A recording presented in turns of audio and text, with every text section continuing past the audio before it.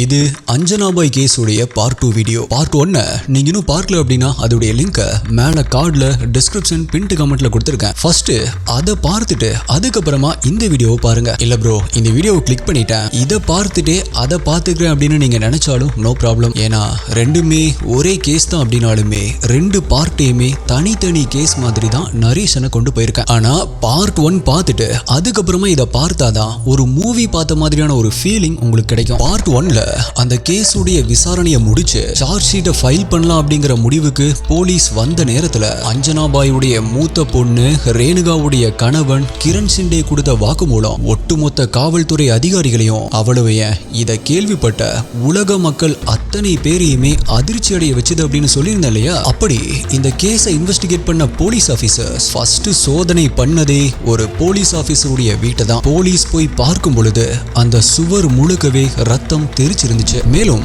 அந்த வீட்டுல வெவ்வேறு வயசுல இருக்கிற ஆண்கள் மற்றும் பெண்களுடைய ட்ரெஸ்ஸஸ் அப்படின்னு நிறைய துணிகள் குவிஞ்சு கிடந்திருக்கு. அது மட்டும் இல்ல அந்த ட்ரெஸ்ஸஸ் முழுவதுமே ரத்த கரைகளா இருந்துச்சு. வீடியோவுடைய கடைசி வரைக்கும் பாருங்க, இதற்கான பதில் உங்களுக்கு ஷாக்கா இருக்கும். இந்த வீடியோ முடியும் பொழுது உங்களுடைய ரத்தத்தை சூடாக்குற உங்க மனசுல ஒரு ரணமா பதிவாகக்கூடிய ஒரு கேஸை தான் இன்னைக்கு வீடியோல தொடர்ந்து நம்ம டீகோட் பண்ண போறோம். அதுக்கு முன்னாடி அகைன் நான் இந்த டிஸ்க்ளைமரை திரும்பவுமே சொல்றேன். பிரெக்னண்டா இருக்கிற சகோதரிகள் இந்த வீடியோவை மட்டும் பார்க்க வேண்டாம். நீங்க பார்த்துட்டு இருக்கிறது சரவணன் டீகோட்ஸ். நான் உங்கள் சரவணன். வாங்க இன்னைக்கு வீடியோக்குள்ள போலாம்.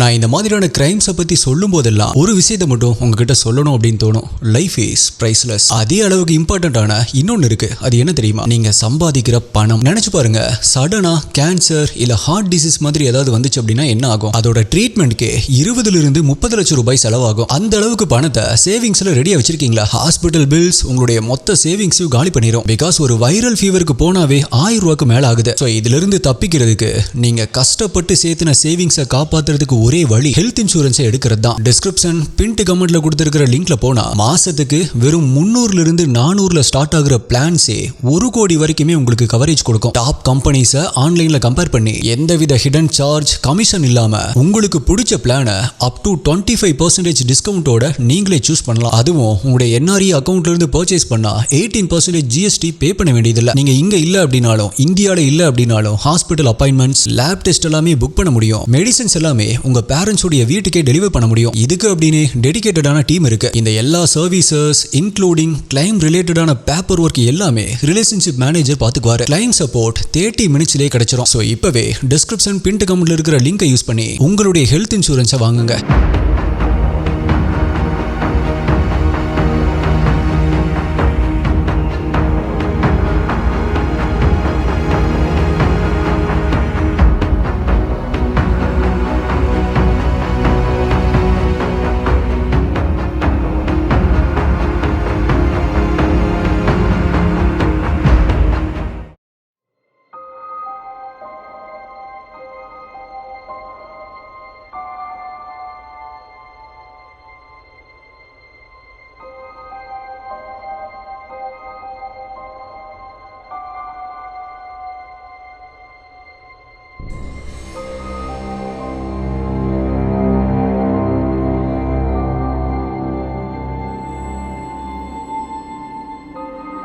கேஸே முடிஞ்சிருச்சு, இது சொந்த பகையினால நடந்த ஒரு கொலை அப்படின்னு ஃபர்தரா ப்ரொசீட் பண்ணிருந்த போலீஸ் ஆபீசர்ஸ் முன்னாடி ரேணுகாவுடைய கணவனான கிரண் ஷிண்டே ரொம்பவே பம்பளா வந்து நிக்க ஆரம்பிக்கிறான். ஆரம்பத்துல இவன் என்ன புதுசா சொல்லிட போறான் அப்படிங்கிற மாதிரி அலட்சியமா பார்த்த ஆபீசர்ஸ் அவன் ஒவ்வொரு இன்சிடென்ட்டையும் ரிவீல் பண்ண போலீஸுடைய முகத்தில் இருந்த அந்த அலட்சியம் அதிர்ச்சியா மாற ஆரம்பிக்குது. இவங்க ஏதோ சொந்த பகையினால உணர்ச்சி வசப்பட்டோ புத்தி பேதலிச்சோ இந்த ஒரு கொலையை மட்டும் பண்ணவங்க இல்ல, இத ஒரு தொழிலாவே வச்சிட்டு இருந்த சீரியல் கில்லர்ஸ் அப்படிங்கிற உண்மையும் கொஞ்சம் கொஞ்சமா புரிய ஆரம்பிச்சது. அப்படி அவன் சொன்ன வாக்கு மூலம் அண்ட் அதை தொடர்ந்து அஞ்சனாபாய், ரேணுகா, சீமா இந்த 3 பேருமே சொன்ன வாக்கு மூலம் அதுக்கும் மேல போலீஸ் இன்வெஸ்டிகேட் பண்ணி தெரிஞ்சுக்கிட்ட தகவல்கள் இதுதான். நாசிக்ல பிறந்து வளர்ந்த அஞ்சனாபாய் ஒரு லாரி டிரைவரை லவ் பண்ணி அவர் கூட சேர்ந்து பூனேவுக்கே ஓடி போனதும், அவரு ஒரு பெண் குழந்தை பிறந்ததுமே அவங்கள பிரிஞ்சு போனதும், அதுக்கப்புறமா அஞ்சனாபாய் 2ஆவதா கல்யாணம் பண்ண எக்ஸ் சர்வீஸ் மேனான மோகன் கவித்தும், அதே போல அஞ்சனாபாய்க்கும் அவருக்கும் ஒரு பெண் குழந்தை பிறந்ததுமே அஞ்சனாபாயை பிரிஞ்சு போய் இன்னொரு கல்யாணம் பண்ணிக்கிட்டதும் உங்களுக்கு தெரியும். ஆனா எஸ்டிஏ யாராவது ஒன்று யோசிச்சீங்களா, எதற்காக இவங்க 2 பேருமே பிரிஞ்சு போனாங்க அப்படின்னு? எஸ் ப்ரோ, அதுக்கு காரணம் பெண் குழந்தைகள் பிறந்ததுதான் அப்படின்னு நினைச்சீங்க அப்படின்னா அதுதான் இல்ல. அதுக்கு காரணம் அஞ்சனாபாயுடைய கேரக்டரும் அவ பண்ணிட்டு இருந்த தொழிலும் தான். எஸ், தன்னுடைய ரத்தம், சதை, புத்தி அப்படின்னு அத்தனையிலுமே திருட்டுத்தனம் ஊறி போன ஆளுதான் அஞ்சனாபாய். ஆரம்பத்துல அது அவளுடைய கணவர்கள் கண்டிச்சுமே திருந்தல. குழந்தை பிறந்தா திருந்துவா அப்படின்னு பார்த்தா அந்த குழந்தையும் தூக்கிட்டே திருட போனா யார் தான் பொறுத்துக்கிட்டு இருப்பா? சோ சொல்லி பார்த்துமே கேட்காததால அவங்க 2 பேருமே அவளை விட்டு விலகி போயிருக்காங்க. திருட்டையே தொழிலா வச்சிட்டு இருந்த அஞ்சனா அவ செய்யற தொழிலுக்கு இருந்த இடைஞ்சல் நீங்கினதால இப்ப இன்னுமே ஃப்ரீயா கேக்குறதுக்கு ஆள் இல்லாம தொழில் பண்ணிட்டு இருந்தா. ஒருத்தர் மட்டும் சம்பாதிச்சா குடும்பத்தை ரன் பண்றது அப்படிங்கிறது கொஞ்சம் கஷ்டம்தான் இல்லையா? அதுக்காக தான் பெத்த பொண்ணுங்களையே தொழில இறக்க ஆரம்பிச்சா. தொழில் அப்படின்னு சொன்னதுமே நீங்க எதுவுமே தப்பா நினைச்சுக்க வேண்டாம், திருட்டு தொழில தான் சொன்ன. மகாராஷ்டிரா மாநிலத்துல எங்கெங்க கோயில் திருவிழாக்கள் நடக்குதோ, கண்காட்சி நடக்குதோ, கூட்டம் எங்கெல்லாம் அதிகமா கூடுதோ அங்கெல்லாம் யார் போறாங்களோ இல்லையோ அஞ்சனா கண்டிப்பா போயிருவா. புலி தன்னுடைய குட்டிக்கு வேட்டையாட சொல்லித்தர மாதிரி, குழந்தைகளுக்கு ஒரு விளையாட்டை சொல்லித்தர மாதிரி ரொம்பவே நுணுக்கமா திருட்டு தொழில தன்னுடைய பொண்ணுங்களுக்கு சொல்லித்தர ஆரம்பிச்சா. அதோ அந்த அங்கிள் கிட்ட இருக்கிற பர்ஸ அவருக்கே தெரியாம எடுத்துட்டு வா பார்க்கலாம், அப்படி எடுத்துட்டு வந்தா அம்மா மிட்டாய் வாங்கி தருவேன் அப்படிங்கிற மாதிரி திருட்ட பழக்க ஆரம்பிச்சிருக்கா. அந்த பொண்ணுகளுக்கும் அது ஒரு திரில்லான விளையாட்டா இருந்திருக்கு. கால ஓட்டத்துல அஞ்சனாவுடைய குழந்தைகள் வளர்ந்து பெரிய பொண்ணுங்களா மாற ஆரம்பிக்கிறாங்க. காலத்துல பொண்ணுக்கு கல்யாணம் ஆகணுமே, அவங்களுக்கும் ஒரு ஆண் துணை வேணுமே. அதுக்காக பெரிய பொண்ணான ரேணுகாவுக்கு ஒரு இளிச்சவாயனா பார்த்து அந்த நபரை கல்யாணம் பண்ணி வச்சு அழகு பார்த்திருக்கா அஞ்சனா. ஆனா அவளை கல்யாணம் பண்ணவன் கொஞ்சம் மானஸ்தம் போல அவனுடைய மாமனார்கள் பண்ண மாதிரியே ரேணுகாவை அம்மா வாக்கிட்டு அதுக்கப்புறமா அவளுடைய நடவடிக்கை பிடிக்காம பிரிஞ்சு போயிருக்கான். அதுக்கப்புறமா தான் டெய்லரா வேலை செஞ்சுட்டு இருந்த கிரண் சிண்டேவுக்கும் ரேணுகாவுக்கும் கல்யாணம் நடந்திருக்கு. இவன் தான் மாமியார் எதிர்பார்த்த, மாமியார் மனசுக்கேத்த மருமகனா இருந்திருக்கான். அவங்களுடைய தொழிலுக்கு இடைஞ்சல் பண்ணாம ஏதோ அவனாலான உதவிகளை அவங்களுக்கு பண்ணிட்டு இருந்திருக்கான். இந்த நிலைமையில தான் ரேணுகாவுக்கு 2ஆவதா ஒரு குழந்தை பிறக்குது. ரேணுகாவுமே அப்படியே அவளுடைய அம்மாவான அஞ்சனாபாய அச்சல வார்த்தை மாதிரி தான். பிகாஸ் குழந்தை பிறந்ததுக்காக தன்னுடைய தொழிலை நிறுத்த முடியுமா? சோ தன்னுடைய குழந்தைய தூக்கிட்டே தான் அந்த திருட்டு தொழிலுக்கு போக ஆரம்பிக்கிறா. அடிபடாம சைக்கிள் கத்துக்க முடியாது அப்படிங்கிற மாதிரி திருட்டு தொழில மாட்டாம இருக்க முடியாது இல்லையா? அது 1990ஆவது வருடம் ஒரு நாள் வழக்கம் போல பூனேல இருக்கிற ஒரு கோவில்ல கூட்டம் அதிகமா இருந்த சமயத்துல தன்னுடைய கைவரிசையை காமிச்சிட்டு இருந்த ரேணுகா கையும் களவுமா மாட்டிக்கிறா. உடனடியா அங்கிருந்த கூட்டம் அவளை அடிக்க தயாராகிறாங்க. ஆனா அப்பதான் அங்கிருந்த சில பேர், சரி விடுங்க, கை குழந்தைய வச்சிட்டு இருக்கா, அவளை எதுவும் பண்ணாதீங்க அப்படின்னு அவளை பரிதாபமா சொல்ல ஆரம்பிக்கிறாங்க. இப்ப அந்த கூட்டமும் அவ மேல பரிதாபப்பட்டு அவளை விட்டுறாங்க. ஆக்சுவலா இந்த சம்பவம் தான் அந்த மக்களுடைய மன்னிக்கிற மனப்பான்மை தான், அந்த பாவம் பார்க்கிற மனசு தான். கை குழந்தையோட இருக்காளே, ஐயோ பாவம், அவளை அடிக்க வேண்டாம், விட்டுடுங்க அப்படிங்கிற எண்ணம் தான் இந்தியாவுடைய வரலாற்றுல கருப்பு பக்கங்களா மாற போற, அடுத்தடுத்து நடக்க போற கொடூரமான சம்பவங்களுக்கு ஒரு தொடக்க புள்ளியா இருந்துச்சு. பிகாஸ் இந்த சம்பவம் நடந்து முடிஞ்சதுமே உடனே தன்னுடைய அம்மாவையும் தங்கச்சியும் மீட் பண்ண ரேணுகா, இனிமேல் நம்ம திருடி மாட்டிக்கிட்டா கவலையே வேண்டாம், நம்மளுடைய கையில ஒரு குழந்தை இருந்தா போதும், ஈஸியா தப்பிச்சிடலாம் அப்படின்னு சொல்றா. இத கேட்டதுமே அவளுகளுக்கும் இது ஒரு நல்ல ஐடியாவா தோணுது. சோ இந்த இன்சிடென்ட்டுக்கு அப்புறமா தான் இந்த 3 மூதேவிகளுடைய அட்டூழியம், அரக்கத்தனம் அப்படின்னு எல்லாமே அரங்கேற ஆரம்பிக்குது. குழந்தை இருந்தா மாட்டினாலுமே விட்டுறாங்க, இப்ப தொழிலுக்கு போறதுக்கு ஆளுக்கு ஒரு குழந்தை வேணுமே. சோ என்ன பண்ணலாம் அப்படின்னு யோசிச்சுவளுக குழந்தைகளை கடத்த ஆரம்பிக்கிறாளுக. இவளுடைய முதல் குழந்தை கடத்தல் ஜூலை 1990 இருந்து ஆரம்பிக்குது. கோலாப்பூர் பஸ் ஸ்டாண்ட்ல பார்க்கவே பரிதாபமா எலும்பும் தோலுமா இருந்த ஒரு பொண்ணு அவங்களுடைய குழந்தையை இடுப்புல வச்சுக்கிட்டு பிச்சை எடுத்துட்டு இருந்தாங்க. அழுதுட்டே இருந்த அந்த குழந்தை திடீர்னு இப்ப சிரிக்க ஆரம்பிக்குது. அந்த குழந்தையுடைய சிரிப்பை பார்த்தவங்களுக்கு வேணா அது கியூட்டா தெரிஞ்சிருக்கலாம், ஆனா எனக்கு என்னவோ அது யமனை பார்த்து சிரிச்ச மாதிரி தான் தோணுது. ஏன்னா அந்த குழந்தை சிரிச்சது ரேணுகாவை பார்த்து. அந்த குழந்தை சிரிச்சதுமே பக்கத்துல போன ரேணுகா அதை கொஞ்சம் ஆரம்பிக்கிறா. வழக்கமா தன்னை பார்த்தாலே எல்லாருமே விலகி போவாங்க, தன்னுடைய குழந்தையுமே அருவருப்பா பார்ப்பாங்க. அப்படி இருக்கும்போது யாருடா நம்மளுடைய குழந்தைய கொஞ்சிருது அப்படின்னு ஆச்சரியமா பார்த்து அந்த பொண்ணு கிட்ட ஆறுதலா பேச ஆரம்பிக்கிறா ரேணுகா. ஏமா உழைச்சு பழைக்கிறதுக்கு எத்தனையோ வழி இருக்கு, போயும் பிச்சை எடுத்து பிழைக்கலாமா, நீயும் பார்க்கறதுக்கு லட்சணமா இருக்க, பொறுக்கி பசங்க உன்னை சும்மா விட மாட்டாங்களே அப்படின்னு அந்த பொண்ணு கிட்ட உருகி பேச ஆரம்பிக்கிறா.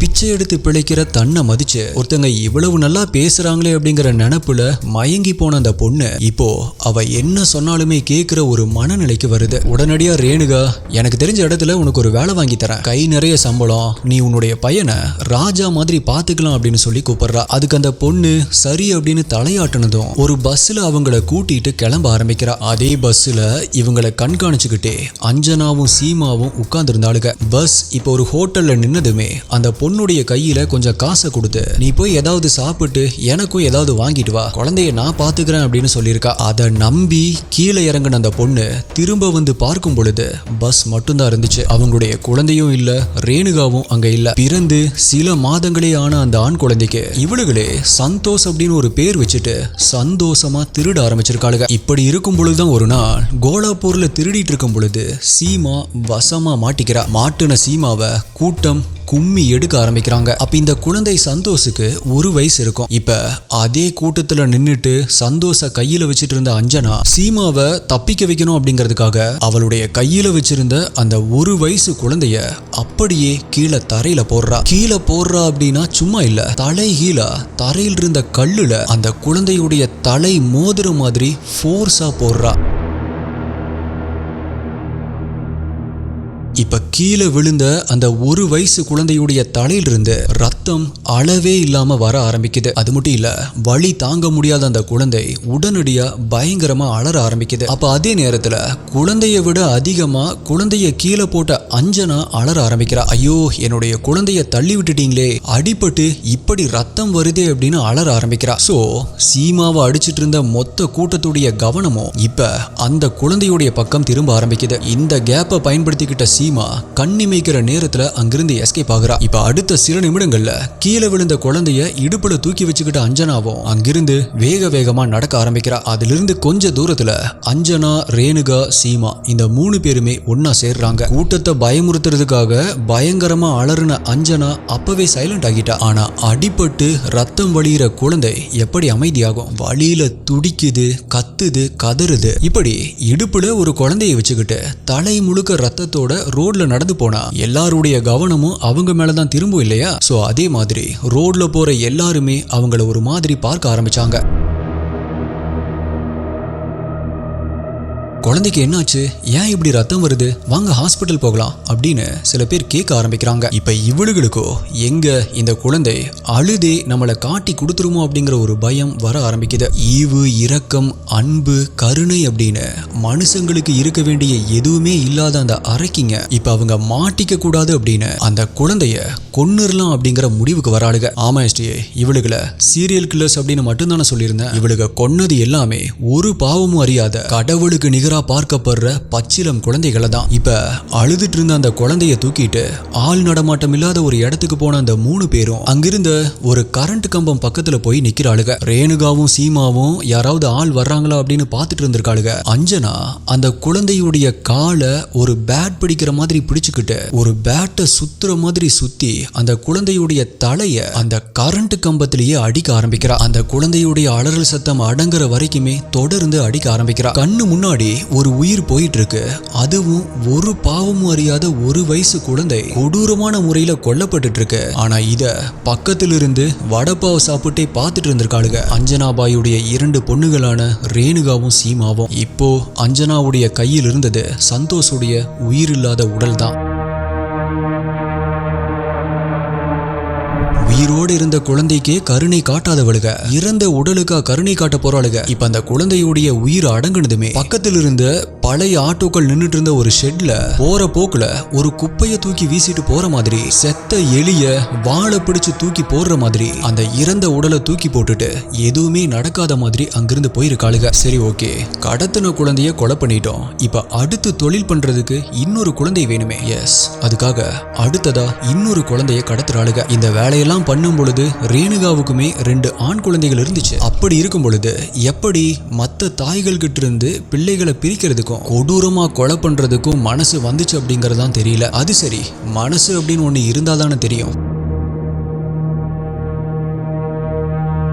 இப்படி 1990 இருந்து 1996 மாற்ற வரைக்குமே இதையே தான் முழு நேர வேலையா செஞ்சுட்டு இருந்திருக்காளுங்க. திருவிழா, பஸ் ஸ்டாண்ட் அப்படின்னு ஏதோ ஒரு இடத்துல இருந்து எப்படியோ ஒரு குழந்தைய கடத்திட்டு வேற ஒரு ஊருக்கு போய் திருட்டு வேலையை கன்டினியூ பண்றது. எங்கேயாவது மாற்ற ஒரு சிச்சுவேஷன் வந்துச்சு அப்படின்னா அந்த குழந்தைய இன்ஜூர் பண்ணிட்டு எஸ்கேப் ஆகுறது அப்படின்னு இதே வேலையா தான் இருந்திருக்காளுங்க. அப்படி கடத்துற குழந்தைகள் அழாம இருந்துட்டா கொஞ்ச நாட்கள் உயிரோடு இருக்கலாம். இன்கேஸ் சும்மா தொடர்ந்து அழுதுட்டே இருந்துச்சு அப்படின்னா இந்த குழந்தை அழுதே மாட்டி கொடுத்துருமோ அப்படிங்கிற பயத்துல அந்த குழந்தைய கொலை பண்றதையே வழக்கமா வச்சிருந்திருக்காளுங்க. ஓகே, அப்படி அழாம இருந்தா குழந்தை தப்பிச்சிருமா அப்படின்னு கேட்டா இல்ல ஸ்டே. அந்த குழந்தை கொஞ்சம் வளர்ந்துருச்சு, அத இடுப்புல தூக்கிட்டு நடக்க முடியல அப்படின்னா கூட அந்த குழந்தைய கொலை பண்றத வழக்கமா வச்சிருந்திருக்காளுங்க. அதே போல இவளுக கொலை பண்ற விதமுமே நம்ம முன்னாடியே பார்த்த மாதிரி ரொம்பவே கொடூரமா இருக்கும்.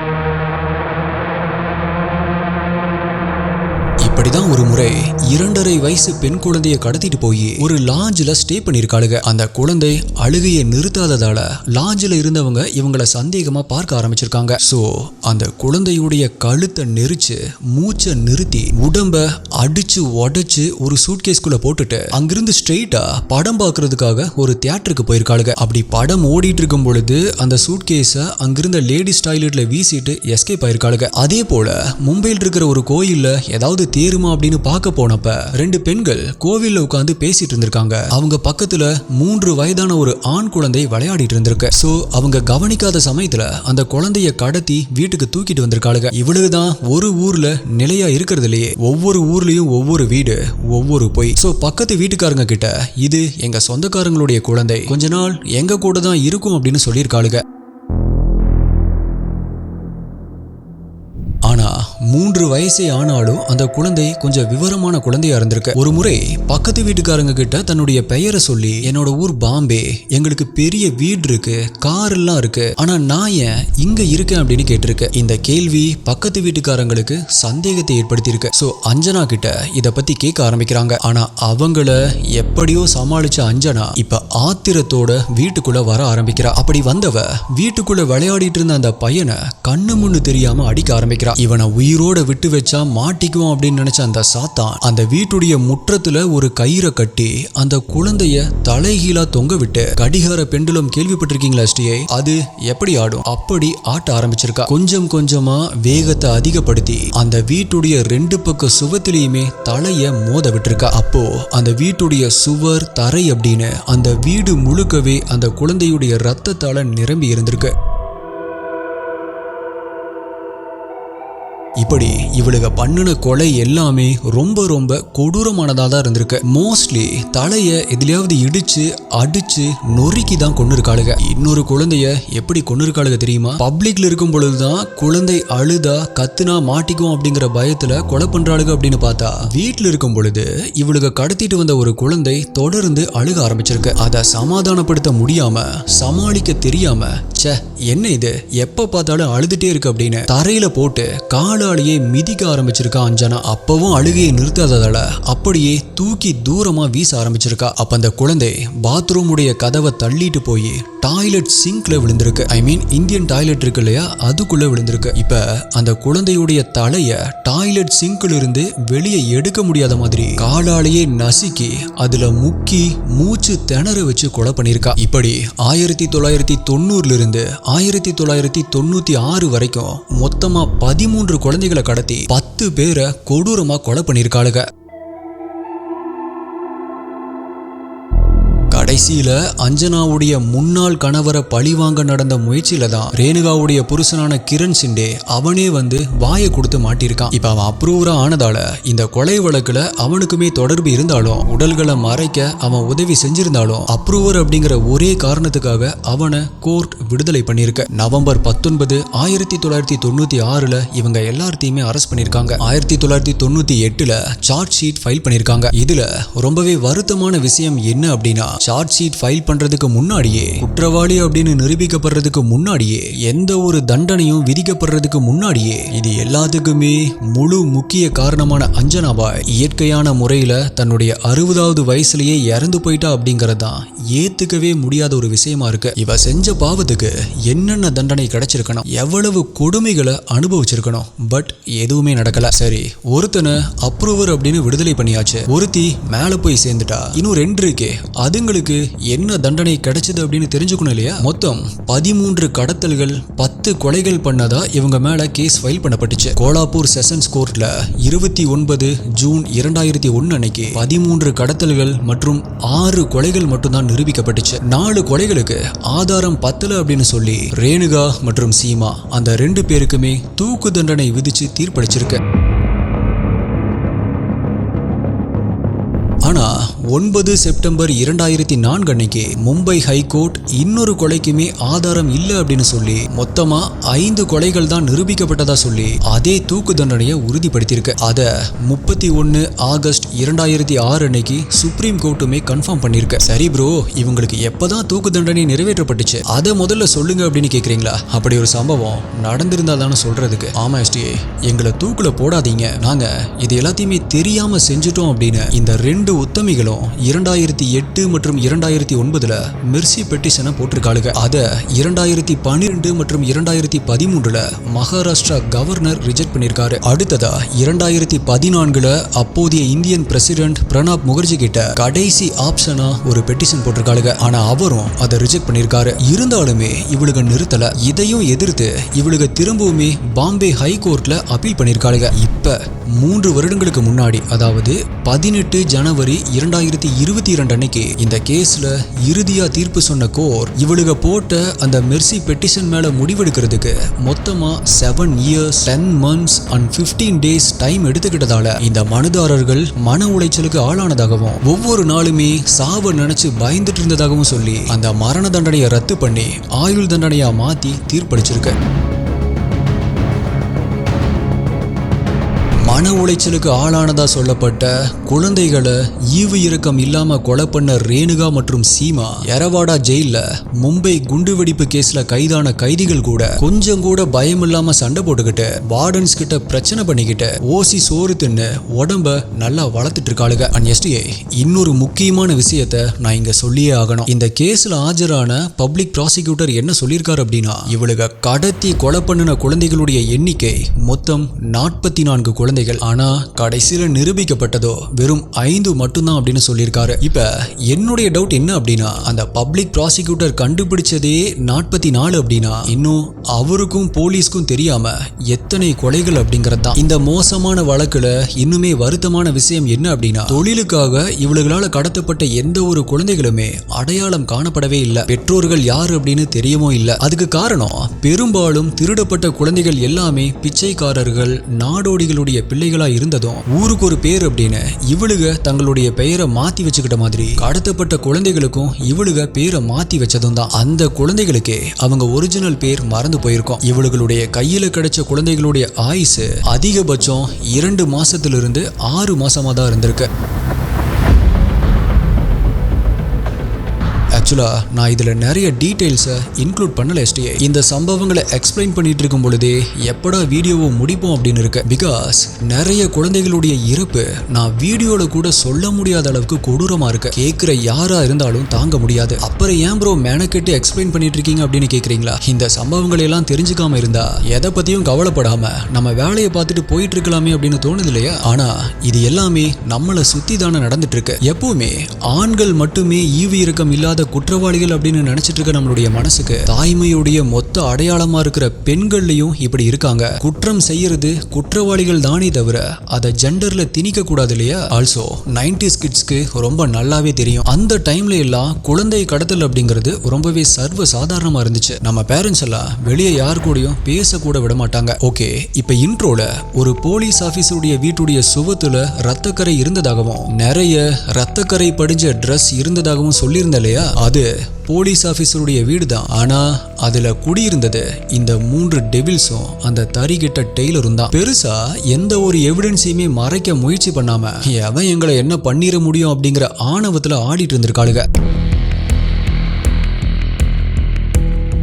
நடந்த சம்பவங்களும் வெவ்வேறு இடங்கள்ல வெவ்வேறு காலகட்டங்கள்ல நடந்ததாலையும் ஒவ்வொரு ஊர்லயும் இவளுக்கு ஒவ்வொரு பேர்ல சுத்திட்டு இருந்ததாலையும் போலீஸ்க்கு இவளுக்கு மேல பெருசா சந்தேகம் வரல. இவளுக்கு கிட்ட இருந்து தப்பிச்சது 2 குழந்தைகள் தான். ஒரு 3 வயசு பொண்ணு ரயில்வே ஸ்டேஷன்ல காணாம போயிருக்கு. இவளுகளால அந்த பொண்ணை கண்டுபிடிக்க முடியல. அந்த பொண்ணு பெத்தவங்க கிட்ட போய் சேர்ந்ததாகவும் தகவலும் இல்ல. ஒரு குழந்தை தொலைஞ்சு போயிருச்சு அப்படின்னா பெத்தவங்க கூட இவளுக்கு அளவுக்கு தேடுவாங்களா அப்படின்னு தெரியல. அப்படி வளைச்சு தேடி இருக்காளுங்க. அப்படி ஒரு குழந்தை இவளுக்கு கிட்ட இருந்து மிஸ் ஆகி ஒரு கோவில் பூசாரியுடைய கையில கிடைச்சிருக்கு. அவரு அத ஆதார் ஆசிரமம் அப்படிங்கிற இடத்துல கொண்டு போய் விட்டுருக்காரு. பட் அதை தெரிஞ்சுக்கிட்ட அஞ்சனா அந்த ஆசிரமத்துக்கே போய் என்னுடைய குழந்தை தான் அப்படின்னு சொல்லி கேட்டிருக்கா. ஆனா அவ மேல சந்தேகப்பட்டு அவங்க அந்த குழந்தைய கொடுக்கல. அதுக்காக இவளுமே சும்மா இல்ல, சட்ட போராட்டம் நடத்தவுமே தயாரானா. போலீஸ்ல போய் என்னுடைய குழந்தைய என்கிட்ட கொடுக்க சொல்லுங்க அப்படின்னு கம்ப்ளைண்ட் பண்ணிருக்கா. ஆனா 50-55 வயசாகிற பொம்பளை வந்து என் குழந்தை தான் அப்படின்னு சொன்னதை நம்பாத போலீஸ் அவளை அடிச்சு துரத்தி இருக்காங்க. அப்படி அவளுக்கிட்ட இருந்து தப்பிச்சு பழச்சு வந்த அந்த பையன் ஆதார் ஆசிரமம் அப்படிங்கிற இடத்துல சேர்ந்து நல்லா படிச்சு இன்னைக்கு நல்ல நிலைமையில இருக்கிறதா தகவல் கிடைச்சிருக்கு. ஆனா அந்த பையனுடைய பெயர் மத்த விவரங்களை வெளிப்படையா சொல்ல வேண்டாம் அப்படின்னு நினைக்கிறேன். யாருமே கனவுல கூட நினைச்சு பார்க்காத இப்படி ஒரு கொடூரமான குற்றங்களை பண்ணின இவளுக்கு கிடைச்ச தண்டனை சரி அப்படின்னு அந்த ஆண்டவன் கூட சொல்ல மாட்டான். பொதுவா பெண்கள் அப்படின்னாலே ரொம்ப அன்பானவங்க, கருணையே வடிவானவங்க. குழந்தைகள் அப்படின்னா அவங்களுக்கு ரொம்பவே பிடிக்கும். அதுவும் தாய் அப்படின்னா அதுக்கு நம்ம வச்சிருக்கிற டெஃபனிஷனே வேற. இப்படி நம்மளுடைய பொது புத்தியில பதிவாகி இருக்கிற விஷயங்கள் அத்தனையுமே பொய்யாக்குற மாதிரி நடந்திருக்கிற இந்த தொடர் கொலைகளையும் இந்த பெண்ணுருவில் இருக்கிற பேய்களை பத்தியும் நீங்க என்ன நினைக்கிறீங்க? ஒரு குழந்தைய பார்த்தா நமக்கு என்ன தோணும்? பார்த்து சிரிக்க தோணும், கொஞ்சம் தோணும், கண்ணத்தை பிடிச்சு கிள்ள தோணும். ஆனா இவளுகளுக்கு என்ன தோணிருக்கு பாத்தீங்களா? இவ்வளவு கொடூரமான இவளுகளுக்கு கிடைச்ச தண்டனை தான் கொஞ்சம் கூட ஏத்துக்க முடியாம ஜீரணிக்க முடியாம இருக்கு. அட்லீஸ்ட் நம்மளுடைய வயித்தெரிச்சல் சாபமாவது இவளுகள் ஏதாவது பண்ணுதா அப்படின்னு பார்ப்போம். இதுல கைது பண்ணும் பொழுது ரேணுகாவுக்கு 4 குழந்தைகள் இருந்ததா சொல்லப்படுது. வீடியோவுடைய ஸ்டார்டிங்ல சொன்ன மாதிரி உங்களுடைய ஃபேமிலியை ப்ரொடெக்ட் பண்றதுக்கு ஹெல்த் இன்சூரன்ஸ் ரொம்பவே கட்டாயம். டிஸ்கிரிப்ஷன் பின்ட் கமெண்ட்ல இருக்கிற லிங்கை கிளிக் பண்ணி ஃப்ரீயா அப்பாயின்மெண்ட்டை புக் பண்ணுங்க. உங்களுடைய வீட்டுக்கே வருவாங்க. நேர்ல ஃபேஸ் டு ஃபேஸ் உங்களுடைய எல்லா டவுட்டுமே கிளியர் பண்ணிட்டு நீங்க ஆஃப்லைன்ல கூட பர்ச்சேஸ் பண்ணலாம். ஏஜ் மற்றும் ஹெல்த் கண்டிஷன்ஸை பொறுத்து பிரீமியம் அதிகமாகும். ஸோ இப்பவே எடுக்கிறது ரொம்பவே better. My dear STA investigators, உங்களுடைய கருத்துக்களை மறக்காம கீழே கமெண்ட்ல சொல்லுங்க. அண்ட் அடுத்தது என்ன கேஸ் வேணும், என்ன டாபிக்ல வீடியோ வேணும் அப்படிங்கறதையுமே கீழே கமெண்ட் பண்ணுங்க. உங்களுடைய பெஸ்டான கமெண்ட் அடுத்த வீடியோல வரும். வேற ஒரு வீடியோல மீட் பண்றேன். நன்றி, பாய்.